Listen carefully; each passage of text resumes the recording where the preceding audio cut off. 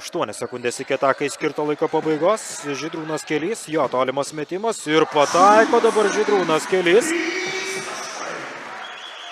Patenkintas dabar Nevėžio komandos įžaidėjas. Čia atranda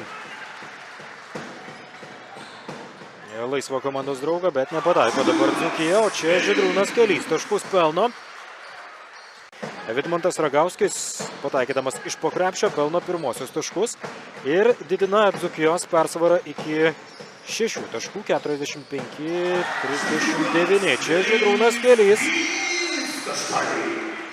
Žydrūnas Kelys grąžina kamuolį į žaidimą.